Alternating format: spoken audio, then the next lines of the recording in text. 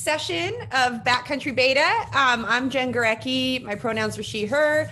I am the CEO of Coalition Snow, and this is the third season of Backcountry Beta, which is this free event series that we started in partnership with True Gear so that we could bring people together in community and just get our minds and our bodies tuned up and ready for the winter season. Whether you are an experienced backcountry skier or snowboarder, or you're just thinking about getting into it, this is a place for you. You are welcome here.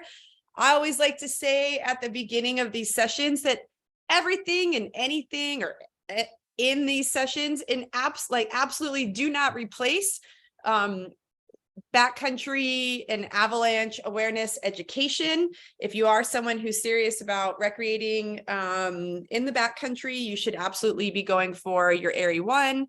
And please do that. And so while we like to think that we're providing a lot of great resources for everyone here, we certainly don't want you to think that this is a substitute for the professional education that you should have when going into the backcountry. So in just a minute, I'm going to introduce our speaker tonight.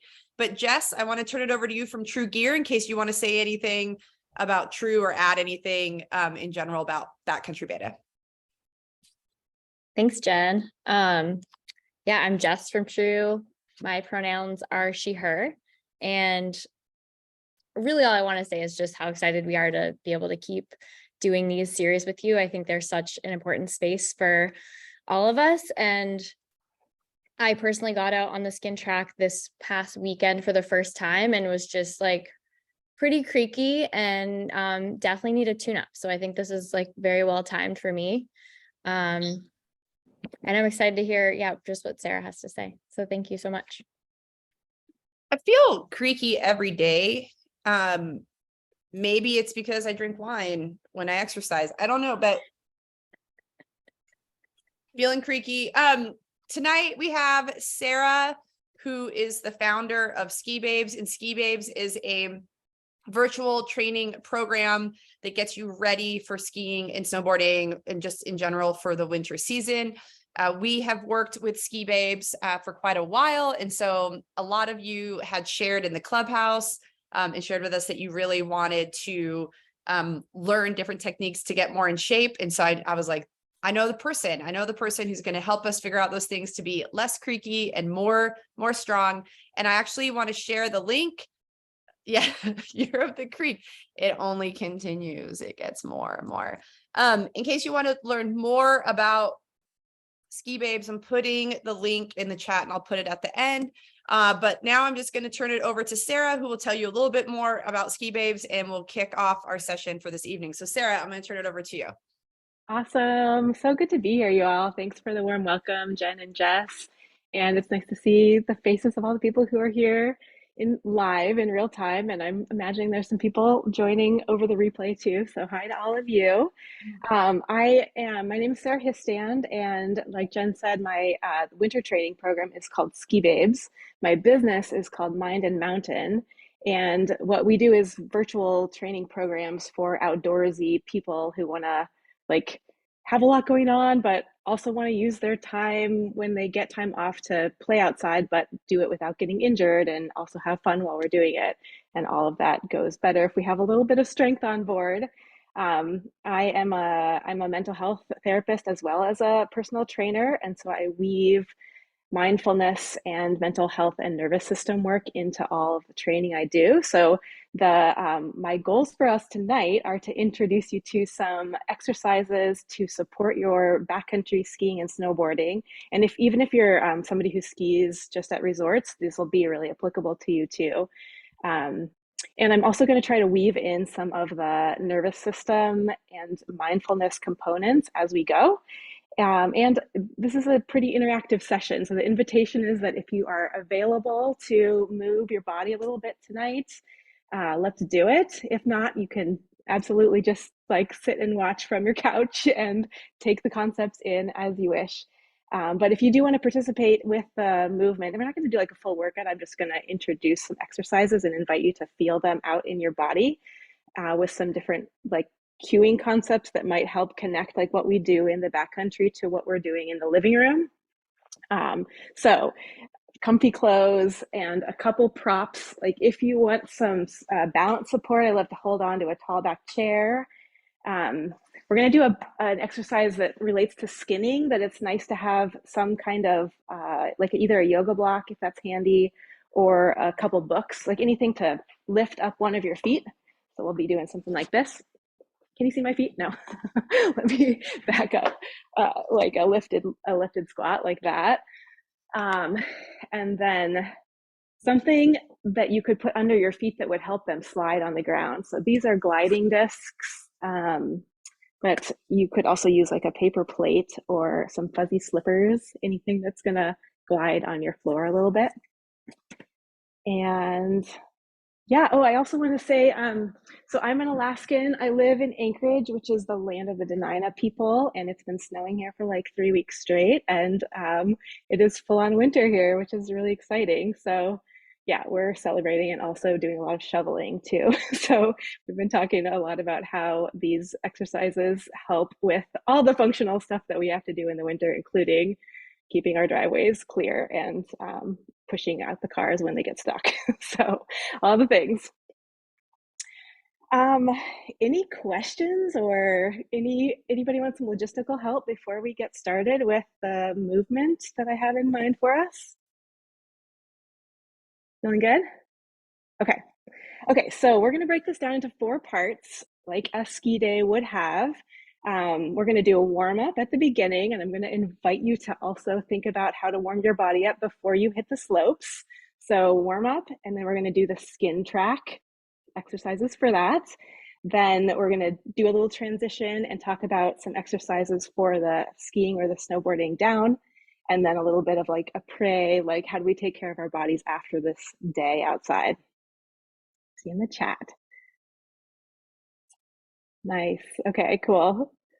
Nice to catch up with that. Okay, good. I'll keep that chat live, and we'll have a couple pauses during the movement portion here so I can like catch back up with you guys and we can answer some questions as we go. But let's do the like before you ski concept.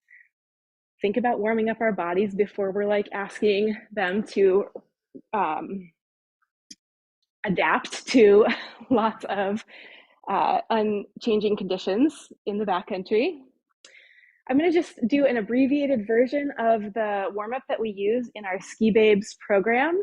And people who do this warm-up with me tend to like it as a way to start their day.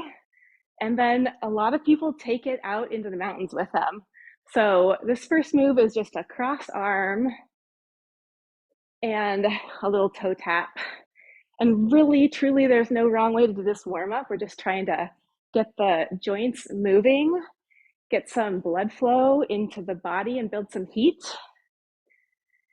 For this one, we're kind of actively pulling the backs of the hands back so it stretches out the chest a little bit and helps counteract some of the maybe sitting and computer time we've been doing. And then as you're ready, we can add a little squat into this. Start warming up the legs.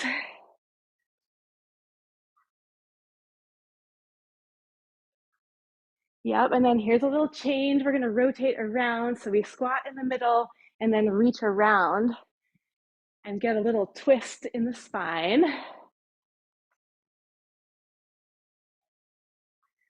A couple like that. And then let's squat and reach up and over and get a shoulder and side body stretch. Cool. Okay, just a couple there. This is a dynamic warm-up. So what this means is that we are building heat in the body and stretching at the same time. And we're gonna save the static stretches where we like stretch and hold a stretch for a while. We're gonna save that for the end. Here we get to also warm up the joints. Okay, we'll just pause and let that go and shake it out for a second and then go into a march. So this is the exercise to help us warm up the core and also like warm up the shoulders if you just let them swing. Yep. And we're going to keep the high knees going and do some punches forward. If you had anything angsty from your day that you want to process here, a little punch might help with that. Yep. And then we can go a couple punches up high to warm up the shoulders a little differently. And then a couple to the front. And then let's try a twist. This is a punch over your lifted knee. Slow motion first. So you're raising your knee, punching over the lifted knee. Getting a little coordination happening. Yep.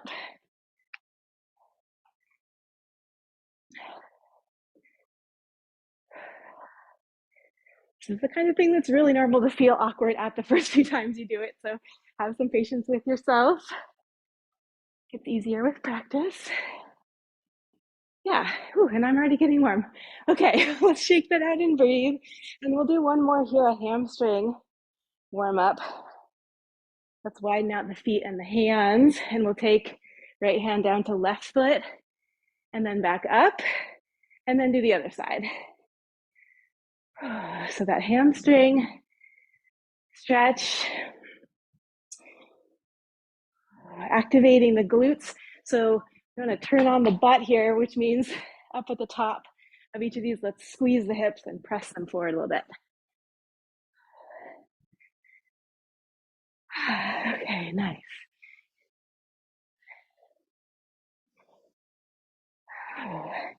Let's go one more to each side. And then check in. That's a little mini warm up for you. I'm warm. You're feeling your body heat up a little bit. Got to shred the patriarchy. Yeah, cute tank. I know. These are the best. Okay. Cool. So that's essentially a quick warm up that you could do before you move out into the backcountry. The idea is to lubricate your joints, build some heat in a fairly controlled direction. We want to do some twisting and some hinging. So like that hinging that we did at the end there, some knee bends, like kind of move in all the different directions. Good. I'm so glad this is like people are into this series of motions. It feels really good in my body too. Sometimes people will be like, I don't feel like doing the workout. And they'll be like, just do the warm up. And sometimes just doing the warm up is like what your body needs to actually want to do more. And sometimes just doing the warm up is like all you need to do for the day. Okay, so let's talk about the skin track. Ooh, the hinging is really helping the creaky legs. Nice, Maria. Nice. Okay, so on the skin track, I want to talk about two main concepts for the skin track. So we're climbing uphill. It's very rarely a flat situation, right? There's usually some sort of weird slide slope to it. And also like gravity, like wanting to pull you down. So the two concepts to provide the body strength to be able to skin up with less injuries and more fun. We're going to focus on the posterior chain. So that's the back body, your glutes, hamstrings, especially glutes and hamstrings, because many of us tend to be really quad dominant. And if we use our quads only to climb, they're going to get exhausted. And we're going to end up with a muscle imbalance between the front and the back of the legs, which ends up putting our knees at like pretty big risk for injuries. And I know I tore my ACLs back when I was in high school. ACL injuries are really common for skiers. And so we're doing all we can to prevent any sort of knee issues. Yeah, Sienna too. I think there's probably quite a few of us in this zone that have experienced some knee woes. Yep. Okay, so strong posterior chain, butt and hamstrings are really critical for this. And what I want to play with for working the posterior chain is a little step up. And I'm going to use my block for this. As you play with this move more and more, you could use a higher step, but I actually really love just a really low step up. as you begin, because what we're really going to be trying to work on this variation is activating that back body. So if you are going to step onto your raised platform, whether it's a block or an actual step in your house, or if you're out on this skin track, we're going to try to drive the heel down. So the heel of the lifted leg, we're going to try to push it down so much that you're pushing down so hard, and that's what brings the body forward. And there's also like kind of there's a glute engagement and a push of the hips. As you drive the heel down, we squeeze the butt, and then that pops the hip forward. Yeah, so I'd just invite you to try that and do that in a slow enough fashion that hopefully we can start to feel the drive through the heel, the squeeze of the butt, and then the pop forward of the hips. And you might even need to like exaggerate it here to get we're trying to like train the quad out of doing all the work and try to get the booty to do a little pop forward up at the top. And I really love a hand on a booty for that. Like touch your body, feel your hips pop forward. Yeah, nice. Okay, and then of course we gotta do it on both sides, see if the other one's just as available. It's pretty normal for people to not have access to their glutes. Quads and hip flexors are so used to taking care of this move that the glutes might not squeeze. You might have to actually like fake it for a little while and like squeeze them just for fun until they learn to actually activate in this motion. But the more you can squeeze those glutes and let the hips, let the movement forward of the hips as you walk uphill be the driving factor, the more that's going to save your quads and your hip flexors, which can get really hot on a skin track. Okay, that's one move. The next one I want to talk about, the skill is finding stability in that uneven situation. And for this, we're going to do a stagger squat.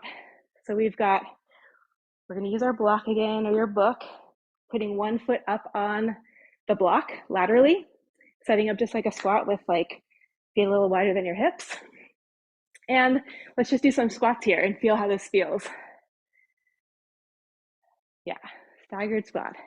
And then here, check in for a second and notice where your weight balance went before I cued you to do anything. And I'm just curious, like where does your weight naturally go when you're in an uneven position? So take note of that, and then let's play with it. Let's try loading up the foot that's high and doing a couple like that. And then let's try loading up the foot that's low, that's down on the ground, and doing a couple like that.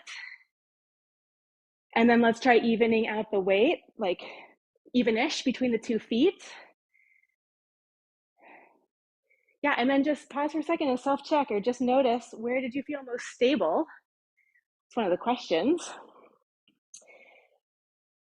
Because we're looking for stability with this, when we're outside. And then we're also, but like, instead of there being like a right way to do this exercise, really when we're outside, what we need is the ability to move our weight around as needed, depending on what the conditions demand, right? So it's more like an awareness of where your weight is and the ability to move it. So let's try the other side, just to balance it out. Give your body a couple on the other side, see how that side feels. If you've got any like weird hip thingies going on, or knees or ankles, like any of it, they might show up differently on the two sides, which is always interesting. Where does your weight go when you're not paying attention? And then what happens when you weight the elevated leg? How stable does that feel? How about the lower leg? And then what does like an evenly balanced weight feel like? Yeah. And then let's give it a pause and shake the legs out. And I want to check in. How are we doing? Yeah. Okay, even is hard. We've got a little shaky knees and glutes. All sounds very normal. Any curiosities coming through or questions? Yes, Sarah, Why just is even? why is he like why was that so hard? Well, I think because like the environment is not even, so your body doesn't naturally like accommodate for that. It's going to naturally put the weight like where it feels more comfortable. And so then there's this like calibration that has to happen to be like, what is even in this uneven world? Um, yeah, so you're like in the calibration process where your body's like, oh, what do I do here? Okay, weird. What does this look like? And then like it's probably not perfectly even in that situation, right? Especially with that elevated leg, there's not that much space for it to squat. So it might take more, or yeah, Stephanie favored the uphill leg, right? It loaded up a little easier. Yeah. Yeah, so it's maybe a little harder to unload that all the way because it's just tighter on that side. If that also could be a little indicator of some hip tightness. Some of us have that, I sure do. And so that leg is going to be harder to release when it's in that tighter, um, that side that has less room to move. Yeah, Ali said trouble with the right hip flexor and the left glute exercise was way easier than the right. Okay. Yeah, so maybe there's something to gain from helping your right glute do a little bit more of the work on, take off some of the uh, some of the load off of that hip flexor. Makes sense. Yeah, Jessica, your question, when practicing like this, should both legs have equal weight? This is, so I think it's great to build the body awareness of what equal weight feels like. So especially if it's feeling like hard to access, then absolutely like practicing finding that even-ish balance is going to be a good thing to build your body's skill in achieving, because that's going to be the most sustainable place for us to skin from. And it's so great if your body can like naturally go there without you having to be like, now, am I balanced or not? Like have to actively work at it. Um, and I think like actually what we use this for when we're outside is more of an adaptable thing. So we're rarely going to be like perfectly balanced in the skin track, especially if it's got some slant to it. We're more going to be needing to be like, oh, like this snow's a little bit like sticky. I'm going to need to weight it a little bit less so I can get my like skin to glide, or like, oh, it's icy here, so I'm really going to be needing to like weight my skins really evenly, or like there's always some like fine tuning that you're going to have to be doing when you're outside working with the condition. So it's maybe more just like, can your body actively shift your weight as it needs to? And so it's more just like the connection between conditions and adaptability in your weight balance that we're looking for. Yeah. Okay, should we do a little more? Wait, I have one more question. Yeah. Okay.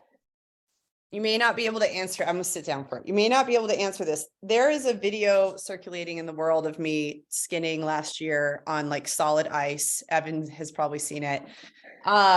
Is awful. Like I couldn't. So I'm on a split board, which is a whole different beast than skis. And I was just like solid ice and I couldn't make it happen. I wasn't the only one, I want to acknowledge. So we like just took our split board off and walked. Do you have it like the exercise we just did or anything else? Do you have anything that would be helpful for like training your body to deal with ice or like steep ice or anything? Because like if it's a nice skin track, it's not that difficult to get up it, but when it's hectic, is there anything we can work on for that? I mean, that stuff's so hard. First, I just want to like normalize that experience. I've totally been there too. It's so hard and so frustrating and sometimes scary too on top of it. So, yeah. And also like gear is a big factor, that it feels like another really important thing to name. If your skins aren't like very new or have a lot of good stick to them, then that's going to be a lot harder. But as far as form and body dynamics, um, one big thing for that leads to slipping on skins is having our hips back. And this like happens a lot when we're scared. And when we're like bracing, we tend to like drop those hips back. So that exercise that we did with the block for step ups, that like if your body weight's forward, your weight's going to be centered over your balance point in the skis. And so that's going to be, I'd say that's one of the biggest things I see for people slipping on skins is that braced position, which is going to slide you back. So I always think about popping my hips forward, even if it's scary, because this is what I want to do too. So it's like pop the hips forward, the proud chest. Um, and then it's like little steps, because you really, if you're on like really slippery stuff, the trying to keep as much of your weight centered over your center of your ski, and taking just the baby steps that you can, where you keep your hips centered over the balance point on the skis. Tricky stuff. It's so like we got to work on like not over leaning on our poles, because that's going to throw the weight, like spread the weight out. We need like as much weight as possible over the center of the ski. And that's, I think the stagger squat we just did is some of what's going to help build that body awareness too. It's like, am I only weighting this one side, just like unconsciously, and then this one just never sticks, and I'm like, why don't you stick? Which happens a lot too. So maybe there might be some body awareness around the where your weight actually is landing. Hips forward and chest up. Oh, and somebody, I was teaching this cue to somebody lately, and it was a couple years ago, and they said, show them your bush and your boobs was their cue for hips forward. So I like that one a lot too. Okay, let's do another set of moves. Yeah, you can remember that one, bush and boobs. Okay, cool. So before we skin down, we've got a transition, right? And I love doing a little bit of balance work in our Ski Babes workouts, both because so much of being outside requires balance, and because there's often some really funky things we have to do on skis too that require a lot of balance. So this is a balance challenge, a little bonus for us that we call the sexy skin rip, and it replicates the removal of your skins without taking your skis off, which is just a little sexy move if you ever want to play with it outside. This is the way I do it. And I love to have a chair here if you want to help yourself with balance. If you were outside, you'd have ski poles to support you. So no shame in using that chair. So for this one, we're going to balance on, let's do this side first. So left foot, we'll pretend we have a ski on the right that we want to get the skin off of. We're going to take this forward. So you're going to lift your knee, and you're going to imagine that you have to bring it far enough out to thread the ski to the outside of the right foot. So imagine it kind of crossing it over, and it's almost like a figure four here. And then we're going to reach back to the imaginary back of your ski, find the tail of your skin and unclip it, and hold on to that. And then we're going to straighten the leg out and rip the skin off of it. Cool. And then you're going to keep your knee high, because you got to thread the back of the ski back behind you and set your ski down. Nice. One side done. Let's try it on the other side. Okay, so shifting weight over to the left. Let's try lifting the right knee high. Imagine you got to like bring it out pretty long to get the tail all the way off here onto the left side. Maybe find a figure four of sorts. Then we're gonna reach way back. You're doing a little twist here, yeah? Find the imaginary tail of your skin and unclip it. Grab it in your hand. And then we're gonna straighten this right leg pretty far forward. Sometimes I even set that ski down in the snow and give it a good nice. And now that one comes across, set it down, and we've got our skis off and we're ready to go down. Balance challenge. Nice work. Little playfulness, and balance is a great nervous system cue too. If you're feeling activated and you want to bring your nervous system down a couple notches, when you're balancing on one foot, because it's like requires so much presence, it's one of the things that can help the nervous system settle. So I love that as a tool, active tool for some nervous system settling. Okay, Next, we've got our ski or snowboard. We're headed down the slope. The two skills that we're going to touch on for this part of the day, ski day, we want to talk about tensegrity and about strength and power. So first, let's do tensegrity. This is the concept of how your whole body is connected in a system of muscles, bones, connective tissue, joints, fascia, like this whole system that's working together. And when we use it well, we have this spring that can power us up, and then it can absorb the weight. And we want to think about absorbing the weight both up and down. And then we're also going to think about how that system can twist. And when it twists, it creates torsion in the body, and that's a powerful place to be. So the move we're going to play with today is ski twists. This is one that just really closely replicates skiing, keeping our feet like in kind of close, knees and hips, knees and toes in close. We're going to keep the shoulders and shoulders to the front, and we're going to twist to one side. So you can step or jump, and then from here we're going to pop up and twist to the other side. Yep. So shoulders and hips, shoulders to the front, knees and hips twist, and we'll just go between the two sides. You can imagine you've got ski poles if you want to play with poles. Sometimes we hold on to something and actually try to touch down if you want to work on some deep ones. Yeah. But for the purposes of the tensegrity concept, first, you can take a little break if you want. We're going to think about light landings. So think about your weight leaving the ground and then coming back down in one smooth place. So the landings are really important. Yep. And then we also are thinking about this twist. So if you think about your knees going one direction and your chest going another, I'm curious if you can feel this power twist that winds up when you're at the bottom. And then it's the release of that, boom, that brings you up to the other side. And that can power a ski turn. Whew.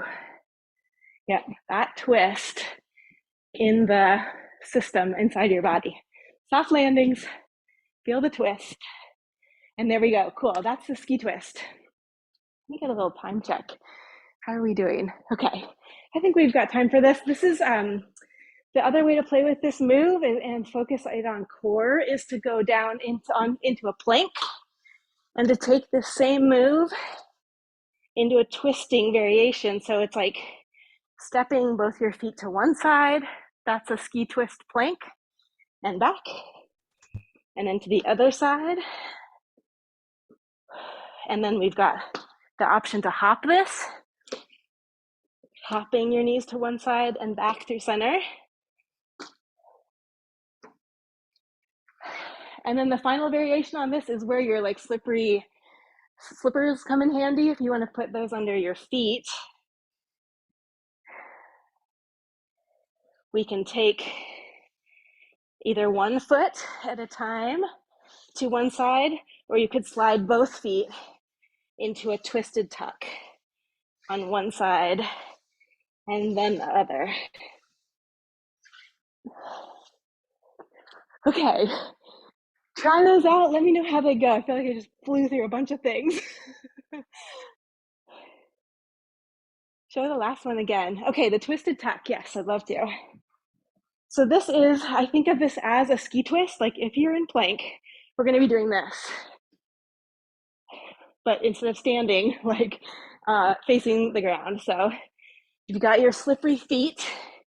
We're going twisting to one side and back, other side and back.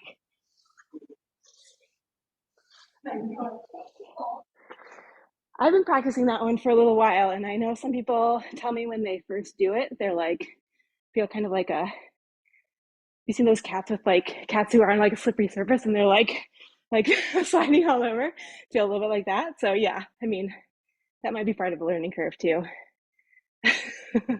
I'm out of breath. Somebody ask a question so I can catch my breath. I just was doing that and I was noticing that like my lower back was collapsing. Oh. Besides just like, do you have any tips on not letting your lower back collapse when you're Yeah, such a good catch, because that's so easy to do when we're in plank, right? And especially doing weird things in plank for that to, like, the belly to drop. So the thing I like to think about there is taking the hip points and pulling them up. So it's like it's actually a pull up of the hips and a squeeze of the butt. If you squeeze your butt while you're doing those, at least as much as you can when you're twisting, it's going to be pretty hard for the core to slump like that. Yeah, I think you could do it if your socks like glide well enough on the floor, you could totally do it like that. Might be harder, but y'all aren't afraid of that. Jessica, I think you also had a question about the skinning uphill. Oh yeah. You want to re-ask that one? What about that uphill? I think it was in reference to the weighting just on one foot, like trying, like, Jessica, do you want to clarify? Because that was your question that you had asked about. The bush and tits technique. There you go. Yeah, awesome. Was that just for uphill? Yeah, yeah, that one is like specific for when you're on your skins, like slipping, and we so often get into that like backward, like braced position. So yeah.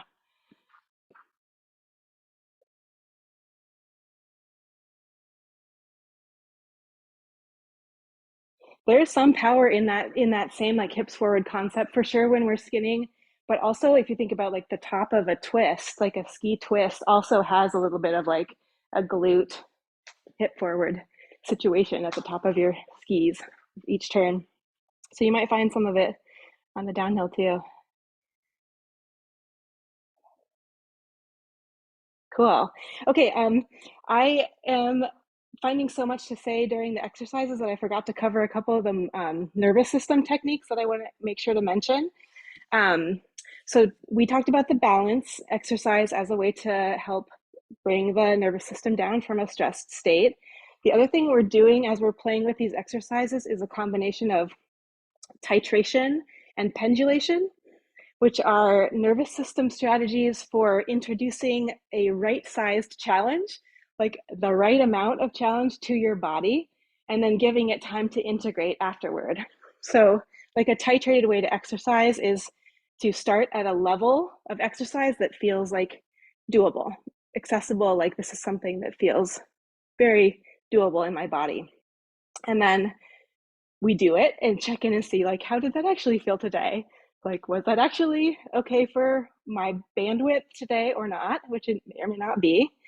And then and that little pause is a pendulation. So the titration is the dose, the like small dosing of challenge, and the pendulation is like we're resting, now we're challenged, now we're checking in and resting again, and making sure that we can cycle out of a stress cycle in between challenges.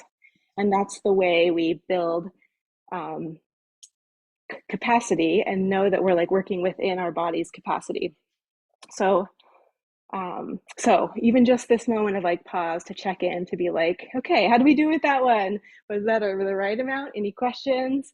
I'm guessing your heart rate settled a little bit if it was up. All of the up level or the challenge options that I'm giving you are always optional, and we always want to be checking in with our body and opting in from a place of knowing that what we did before was well within our capacity and we have a little bit of space to add more. And remembering that like there's often so much pressure in our culture and in like think of like toxic bro adventure culture too, to like always do more, and keeping in mind that like that's often a pressure that's present even if we're not conscious of it. And so the option to opt out, we want to like equally weight. That's like how we make sure we're making decisions from an embodied place, and it's one that's like in line with what our nervous system is actually capable of in the moment. Yeah. Cool. Okay. So we did a couple ski down exercises. I have one more because we talked about tensegrity. So let's also talk about strength and power, which of course all the other exercises we touched on help build strength and power. But we have one more we can talk specifically about. within. And this is a move called snowboarders. If you had a block, I like to leave this block forward just as a marker, because for this move, what we're going to be doing is finding like a snowboard stance. Some of you are snowboarders, so you know this. We're going to take like a wider squat here, maybe from the side, you can see it better. A wider squat stance, and going off this front foot where the block is. So if you imagine that is like kind of downhill, we're going to keep our eyes off of that point. Do a squat, and then come up, and then imagine doing a pivot off that front foot and finding the other side and doing a squat there. And still keeping the eyes forward, pivoting off that one and squatting down. And then that's the move. So even just pausing with that, checking in with your body, see how that intensity felt. If you want to up level it today, the jump is available. So that's the 180-degree pivot off that front foot. Yeah. Yep, and then I'm curious, here we go. Where does your weight go when you're not tracking it? Automatically, where is the weight balance? For most people with this one, it's on the front foot. So I'm curious if you can find an even weight balance between the 2 feet, even as you pivot. Yep. And then one more level if you want it. Where's your weight front to back? We've got the toe edge, the heel edge. Where does your weight tip on this when you're just naturally finding it? And then can you find what happens when you're forward and you do one? What happens when you're back and you're weighting your heels? And then what happens when your weight is balanced fairly evenly between the front and back of your foot? And the front and back foot, all of it. Yeah. Cool, okay, yeah, nice. And when we're working this move in Ski Babes, we tend to do it for 20 seconds, take a little break, and then 20 seconds again, take a little break. So it's like a interval training methodology with these little pendulated breaks between, and you're invited to find as much or as little intensity in those little windows as you want. How are we doing? Got a little heart rate going.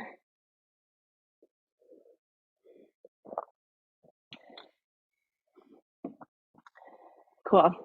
Yeah, so that's strength and power. And then of course, like when we're working that in an interval style, the more intensity you can bring to the interval, the more power is going to develop. But of course, we have to do that in a titrated way so we don't overwhelm the system. Yeah. Okay, sweet. So then if we make it down the mountain, we had a great ski day. Let's talk about the aftermath. We want to make sure, it's so easy to go right from your ski day or your snowboard day into the car for the carpool home, or like right into the bar for the after party. And I'm going to invite you always to spend a little bit of time giving your body a little bit of love afterward. And that is going to be through some static stretching. We want to be actually lengthening out the muscles that we used. And I really have started to actually think about this as loving on my body after a big day, because somehow that feels a little bit more delicious than I've got to do my stretching. So whatever works for you, but we got to come up with some way to think about this in a way that actually helps you do it. So for the post ski day stretch, I love a little bit of shoulder rolls.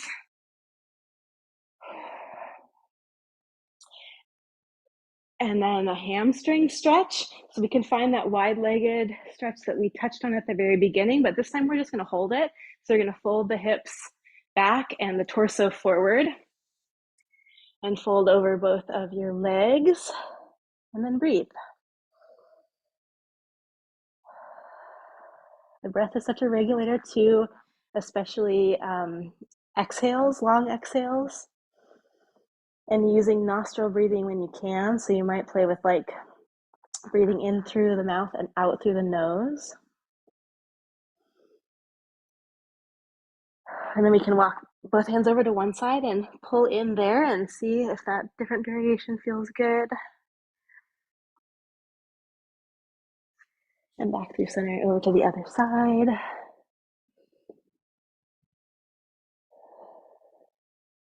Yep.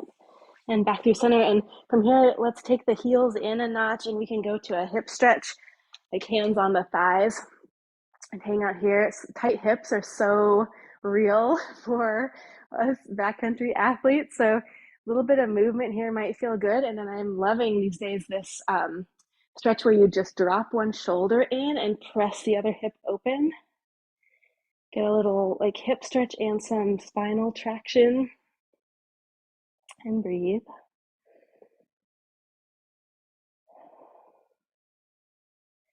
And then we can take that shoulder back and drop the other one in.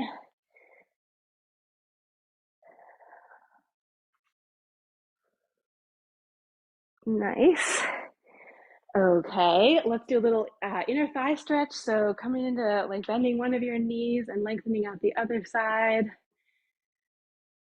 Pause and stretch and breathe there. And switch it out for the other side.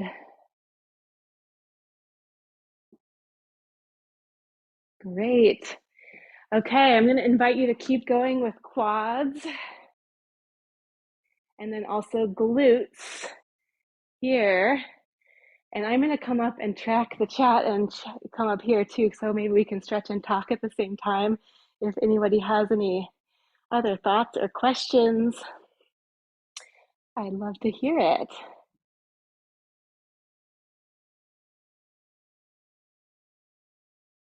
Ooh, Ali said keeping your hips more forward helps keep your weight forward on the downhill too. Cool. That's great input.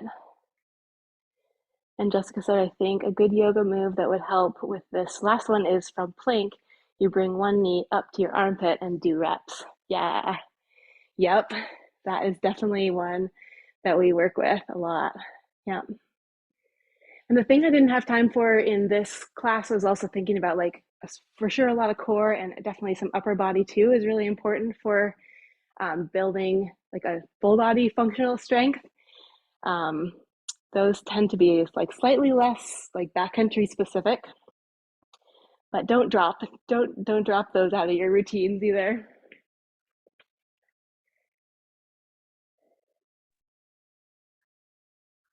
I just want to end every day doing this, Sarah. This is like the best thing I've done in a while at 5 o'clock. I just want to remind everyone that every time you attend a Backcountry Beta event in person, you get entered into the grand drawing giveaway extravaganza at the end of the season where you get gift cards to True Gear and Coalition Snow. So now is the time, as you're finishing up your stretch, to type your name in the chat, because that's how we know you were here. And then we download that. And then Evan, who is the head mistress of the clubhouse, who's on this call, is keeping track of this. So now is the time, before you sign off tonight, make sure you put your name in the chat, in the everyone chat, so that we know that you were here, so you get entered. So I forgot to mention that at the beginning, and Evan reminded me. So now I'm making sure to do it now. So yeah, perfect. Thanks everyone. We still do have a few minutes. Does anyone have any questions for Sarah on all these exercises? Thanks for not making us run. I'll say that. I appreciate that's a big thing for me. You're welcome. Yeah. Running is great. And I think like some of these power specific moves that have like the backcountry application is can be a really nice way to like build the muscle memory when you're like here in a controlled environment. And then people really talk about how they're like, oh, I felt myself doing a stagger squat out there today. Like it's pretty neat how the correlations tend to just happen. I was curious, Sarah, how often would you recommend doing something like these stretches? So the format of Ski Babes is a workout that involves the stretching, the interval training and then the stretching at the end, like all of that in, it's like a 35 to 45 minute workout. And we have those scheduled for 3 times a week. So the idea is to like get your heart rate up, and then you've got to take a day in between to recover. So it's like a Monday, Wednesday, Friday kind of schedule. People who are outside a lot and like get a lot of outdoor time sometimes have trouble doing the like all 3 workouts in the week and have a lot of success with 2. If you're getting a lot of activity, then like Monday, Wednesday, or Tuesday, Thursday, it's like 2 days that like give your body like a lot of cross training benefits without overwhelming your schedule, so you can have your time outside too. Cool. I would involve, if like the question's like specific to the stretching, I would like really encourage a little post, like a pre outdoor time dynamic warm up like we did at the beginning, and a little bit of body love at the end, like kind of every day that you're active.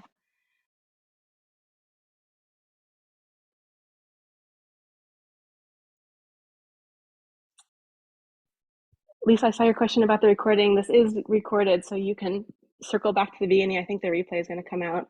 Jen, you want to weigh in on that? Yeah, we'll put it in the Clubhouse. So this recording will be we put all the recordings, and also Sarah and Maria have put together this incredible resource for us. And so there's going to be, in addition to this recording, there will be a PDF that includes a lot of these exercises. So stay tuned for that. We'll probably get this posted in the Clubhouse, I don't know, by Monday, I'm sure, and it'll be in the Backcountry beta section. So make sure that you head on over to that. And then also, if you want to sign up for the full course with Ski Babes, I'm putting the link in the chat, and you can click on that and sign up. And also you can reach out to Maria or to Sarah with any questions about their program as well.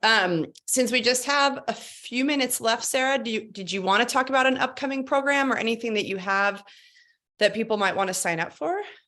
Yeah, I'll mention that really quickly. So we train in cohorts. We do 6-week training periods, and they start about every 6 weeks. Our next one is starting January 16th. But we do, if you're like hungry to get into it now, we have some like late enrollment options for the cohort that's happening right now. And Maria dropped the email in the chat right now. So you could send an email over to our Rainey, who's our customer service person, and she can hook you up with late enrollment options. Yeah, we love Ski Babes. We're doing a lot of work to help the ski scene, just like you guys are here at Coalition Snow, be as accessible to lots of different people. So we have a sistering support fund for helping provide financial support if that's a barrier. There's some information about that at the link that Jen shared too. Perfect. Before we close it out, are there any final questions from anybody who attended? I just want to give you all a minute in case you want to pop something in the chat or unmute yourself. You're also welcome to do. Evan's reminding us to share your first and last name if you didn't do that, so that we can enter you into the drawing. Yeah, thanks so much for being here, y'all. I definitely didn't cover as much of the nervous system and mindset stuff that I wanted to. So I'd encourage you to, there's a little bit more of that in the PDF that's coming out. And if you're curious about more of the ways those intertwine with our training and our adventure time, we have a lot of blogs up about that. And there's just a lot more resources out there. So love to chat more with you about that, if that's something you're interested in. Sarah, thank you so much for sharing this with us and spending this time with us. I think everyone can benefit from doing these little things to get stronger and to just feel better when we're out there. And of course, I want to thank all of you who attended tonight. We don't take it lightly that you chose to take an hour of your time to be here with us, and we are really grateful for that. Want to make sure that you have January 11th on your calendar, which is the next Backcountry beta. It's always the second Tuesday, Wednesday, the second Wednesday of every month. And so the next one is on January 11th. And we're going to be talking specifically around terrain selection. So how to select terrain, what to look for, what to be skinning up, what not to be skinning up, what to be skiing down, what not to be. So we're going to be doing that on January 11th. So put that on your calendar and just look right after the new year for that event to be created in the Backcountry beta section of the clubhouse. You obviously all know how to get there because you got here tonight. So you know, but if you have a friend who doesn't, maybe you can tell them. And again, thank you for the support of True. True's always been an incredible partner to Coalition Snow, and it's such a pleasure to be able to continue to do all these things. Thank you, Sarah, Maria, and thanks to all of you. And we'll see you. Well, Happy New Year, everyone. I will see you in the new year. It's going to be 2023 already. So we'll see you then, and have a great rest of your night. Bye. Lots of love. Thank Bye. you. Thank you. Bye.